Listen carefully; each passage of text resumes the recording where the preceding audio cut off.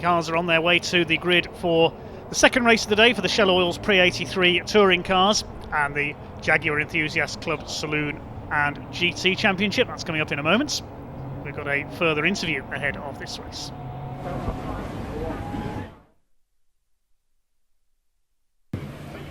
Alright, so I've got a ragtag bunch of Jaguar drivers in front of me here in Parc Fermé.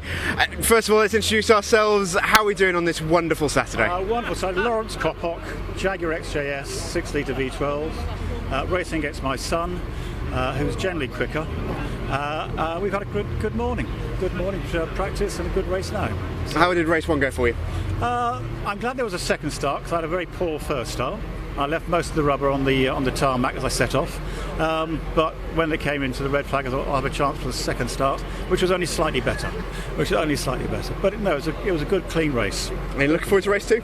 Yes, very much so, and I'm sure my son is as well. Absolutely. Well, that leads us nicely on. Introduce yourself, my good man. Charles Kopok, I'm racing number 27 Jaguar XJS, the smaller 4 litre than my dad. Yeah, had a great race. Unfortunately, lost.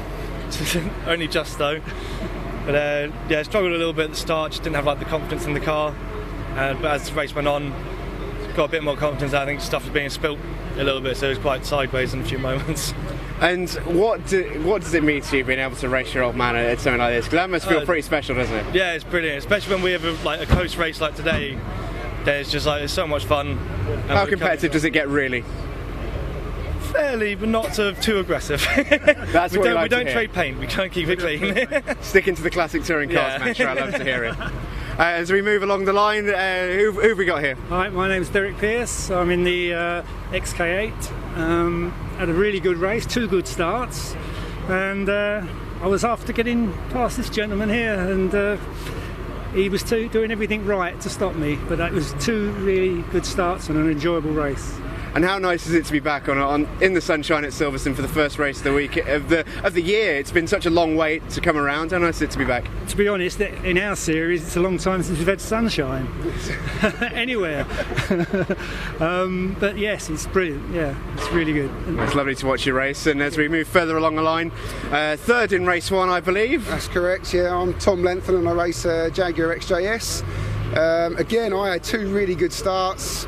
Tried to stay with the 2 front runners, had a little bit of battle in the first couple of laps, but they're just too quick down the straights and they just pulled away, and so I just went into steady mode and thought, well, I'll bring it home, and a podium's a podium, isn't it? What's so special about racing these Jags? Everyone who races them seems to absolutely adore them. Oh God, I don't know, it's so different to any other type of racing. It's so easy to get in a little single seat or something really light, and these cars are so big and heavy. Cars already on the grid and underway for our second Pre83 touring car and Jaguar race of the day. Tom Robinson and James Ram from the front row, and another poor start by Tom Robinson. I think another Jag hasn't got going. Let's not have a repeat of what happened in the first race with the number 50 car Matthew Davis. We are underway for 15 minutes of racing. James Ram leads away in car number 1. Looks like it's one of the Kopok family up into second place. A lot of smoke there from Simon Lewis and the 65 car. Pick up the touring cars in a moment. David Howard, I can tell you, has got away well in them. Side by side for second, Tom Lenthal up the inside past Lawrence Kopok in the 97. Good to see Michael Holtz made it back out after engine problems in race 1 as well. Michael Seaborn in the 24 car loses out to Tom Robinson. That XJR so quick in a straight line, he can make up the lost ground from his poor start. A bit like the Ford Galaxies in British saloon cars used to do in the 60s. They couldn't do standing starts because they were geared as NASCARs, but just passed everything in a straight line later on. 92 there, that's Michael Atkinson, newcomer this year. Ram leads it, Robinson's already back up into second place. Lawrence Kopok is third, then it's Lenthal, Seaborn in the big XJ40, then we've got Michael Holt, Rick Walker and Charles Kopok. Meantime, the touring cars are further back. We'll pick them up on the live timing as they come through. Jaguar's fighting it out at the front of the field.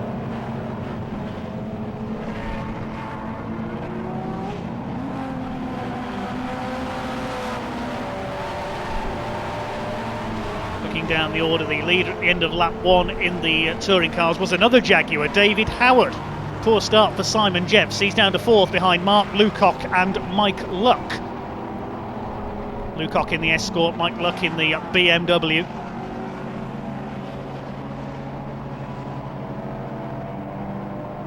Jaguars make their way through the complex. Simon Lewis still going. Smoke seems to have cleared slightly from his car. It doesn't seem to be slowing him down. So it's Ram from Robinson, then Coppock, Lenthal, Seaborn, Holt, Rick Walker battling with Charles Coppock, the 2 XJSs together. Made famous by Tom Walkinshaw, the great Jaguar preparer, of course, the big XJSs in the likes of European touring cars in the 80s. Some of the Motul liveried ones as well, similar to James Ram's car. There is Ram being caught now by Robinson. Well, it's Coppock going well, the Oxfordshire-based driver. They're in 3rd place. Beautiful roar of these Jaguars as they thunder their way around the Silverstone circuits. Another big cat still leading the Pre83 touring car split further back. David Howard, the Berkshire driver, in the XJ12 it is who leads the way.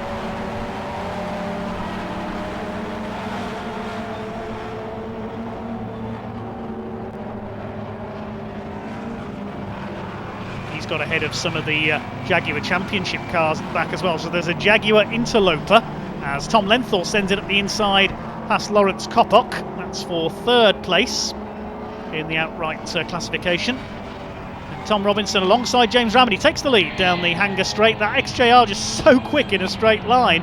Even the reigning champion James Ram can't hold it back. He's run wide on the exit though there. Doesn't want to be clocked for exceeding track limits. Down towards the Vale. Swing it in. Tom Robinson holds the advantage over the man from Dunmow in Essex, the owner of Comsec Investigations, James Ram. Already got back markers ahead of them there from the touring car field. 11 minutes of this race to go. So we look further back in the order there are the Pre83 touring car leaders. David Howard has got past Derek Pearce in there, we notice.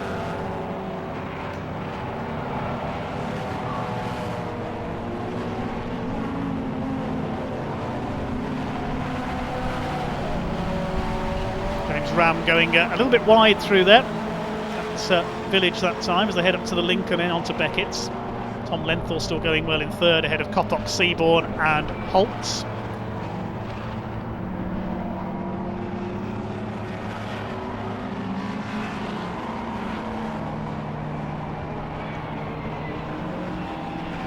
Here's the Pre83 touring cars. Pick them up as they come towards Beckett's this time. Pick up who's leading there. There's David Howard. Derek Pearce behind him in the 58, so he's got ahead of another of the Jaguar competitors. There's the battle between Mark Lucock, Simon Jeffs, Mike Luck down to 4th, then Stephen Primmett. There's Mark Osborne holding off Burgess and Cholerton. So good fighting all the way down the order. This is for 2nd place in the Pre83 touring cars. This is for Class C. It's David Howard, number 55, leads Class A. This is the fight for 2nd overall and the lead of Class C in the Pre83 touring cars. Down towards the left-hander at Vale, Simon Jeffs has a look up the inside in the Golf. David Howard with his headlights on, he wants to beat the Jaguar Championship competitors, I think, saying that my XJ12 was just as competitive. The Berkshire Pallets owner. Mark Lucock still 2nd in the light blue Mark 1 Escorts. And the Mark 1 Golf of Simon Jeffs. And up the inside, there's contact there. Derek Pearce missed his braking point there and he clips Simon Lewis. The XJ8, the XK8s rather, bouncing off the Series 1 XJ6. Now the Pre83s are with him. Here comes Mark Lucock in the Mark 1 Escort. Still out in front is Tom Robinson ahead of James Ram.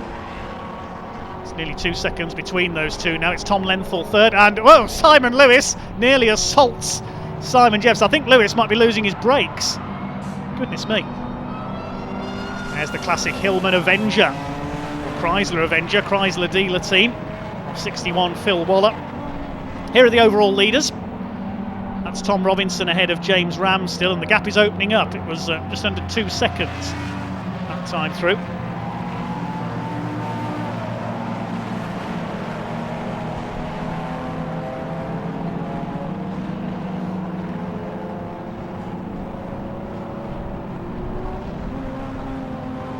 lapped the Metro there of Ray Kirschberg, the computer vision car. There is our overall leader, Tom Robinson, going for the double. Can Simon Jeffs claw back in his Golf? He got taken wide by an errant XJ6 earlier on.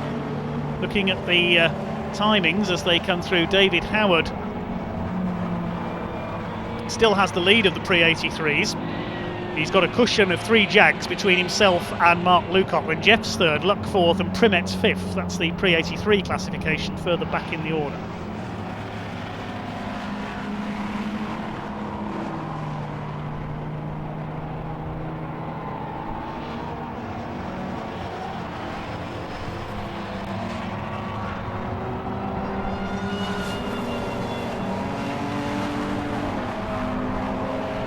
Over 7 minutes of this race to go. James Ram pushing on. He's lost 0.3 of a second on that last lap to Tom Robinson in the number 4.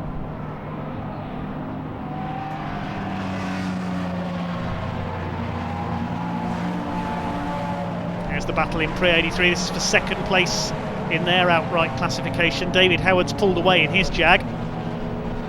Mark Lucock just holding on ahead of Simon Jeffs in the Golf. Here's a battle further back. Mark Osborne side by side with Tom Burgess in the Data Post Mark 1 Fiesta. The Richard Longman lookalike, very successful touring car racer of years gone by, former British champion in a Mini, raced the Fiesta as well. Mark Cholerton goes through in the 81 Escorts.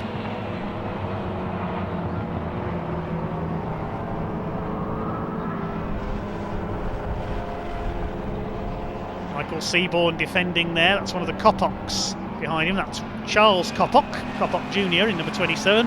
Coppock Senior up in 4th. XJS goes for the outside. They are in different classes, those two.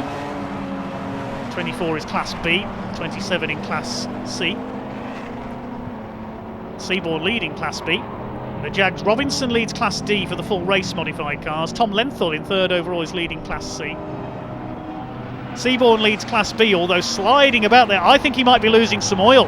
Yes, he goes very wide there, sliding. I think he's sliding on his own oil. I could see a little bit of smoke from the front of that car there. But he is sponsored by Castrol, so I hope he's not showing off his product all over the circuit. He's lost the place there to Charles Coppock. That's 6th position gone. Class A in the Jags being led by Simon Dunford further back. There is our Pre83 leader we saw briefly there, David Howard. So we could have a double Jag victory in this race, in both of the divisions.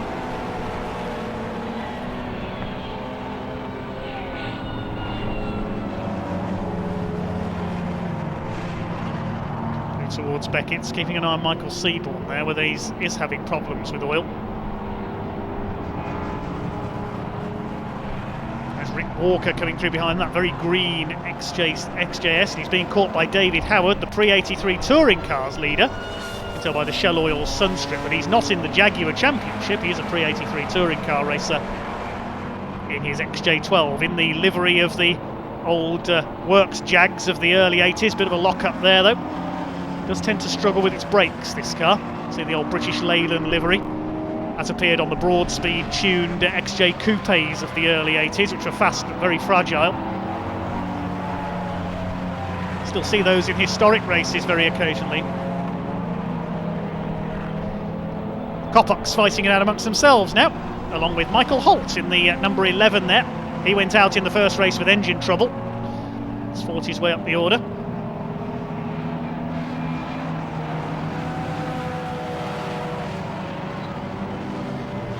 Front Robinson still 2 seconds ahead of Ram for the race lead. These battles continue for the minor placings in the Jags.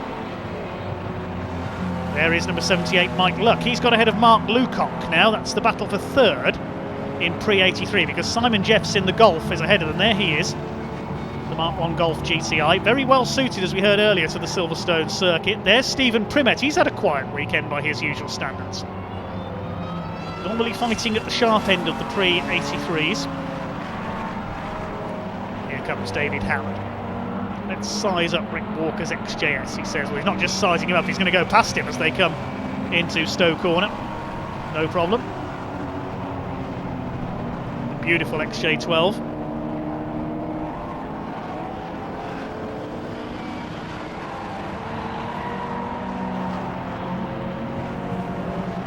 It's clear of his Pre83 opposition.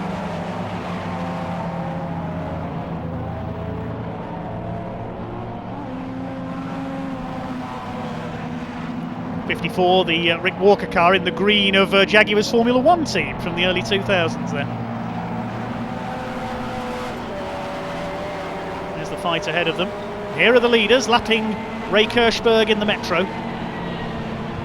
James Ram just cannot close the gap to Tom Robinson. He's trying his hardest. He did close by a couple of tenths on that last lap to Tom Robinson.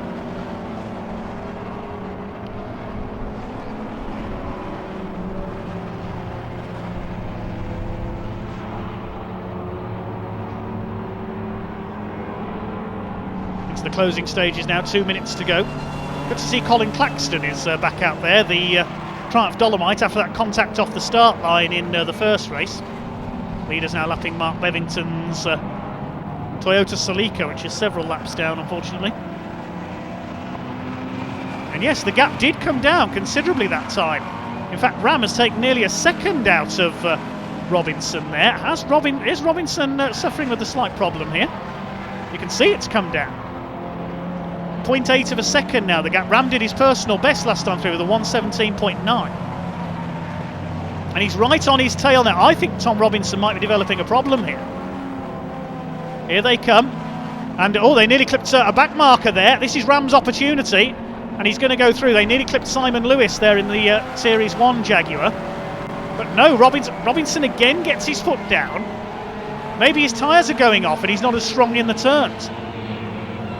Because Ram is right with him there in the number 1. I think they'll get one more lap out of this. We'll wait and see if after the confusion of the mini race earlier. Can Tom Robinson hold on? It's a bit like the Mini 7 race between Joe Thompson and Jeff Smith. The number 4 understeering wide, I think his tyres are going off. Last lap board is out. Just over 30 seconds on the clock as they cross the line. Can James Ram fight his way through? David Howard is up into 8th place overall. Looks like he's going to win the Pre83 touring cars.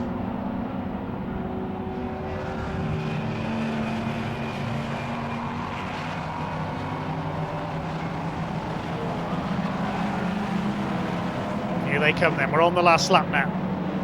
Can Tom Robinson hang on in the number 4? James Ram has a look. He won't get through there at Beckett's. He might be able to slipstream him on the hanger straight, but Tom Robinson will more likely just put his foot down. That's XJR, more powerful than the XJS, it would seem. Here they come. Down to Stowe for the last time. Is Ram going to get close enough? No, he's not. We saw the last bend lunges from the minis. I don't think you can do the same as that in a huge Jaguar, but James Ram might try it. Coming up towards the left-hander at Vale for the final time. Robinson just needs to keep a cool head from here, and it'll be a double win for the Swallows Motorsports car.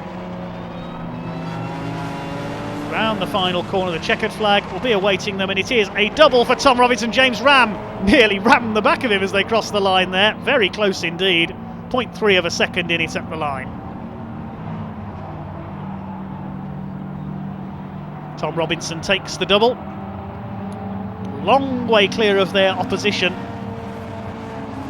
And in the Pre83 Classic Touring Car split, it will be another Jaguar victory. Perfect race for Jags. David Howard is going to take their victory. Tom Lenthal comes in 3rd overall, nearly 30 seconds down on these two.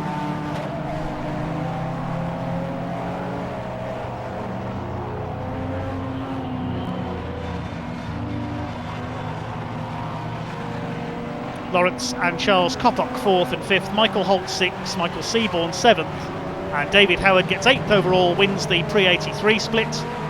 Rick Walker is 9th, Simon Jeffs in the Golf 10th and 2nd of the Pre83s, he wins Class C.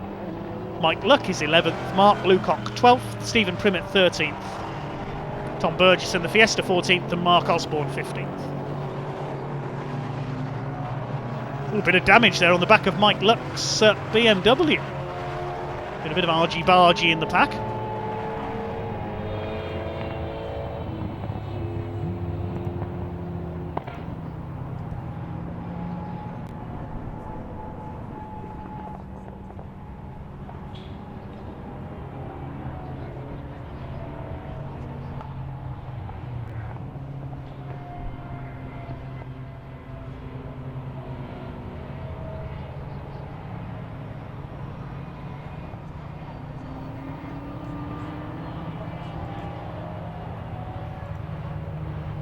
So the cars head back into the pit area, and here's a replay further back in the order at the line. Now, are we going to see what happened to Mike Luck? Oh, he was caught out there. Simon Jeff slowed after that. So that's what happened to Mike Luck. Simon Jeff suddenly slowed after the checkered flag, and Luck threw it sideways to avoid him and hit the pit wall. What was that all about? Mike Luck won't be too happy about that one, I don't think. See the damage there as the car heads into the pit lane on the right rear corner of the car.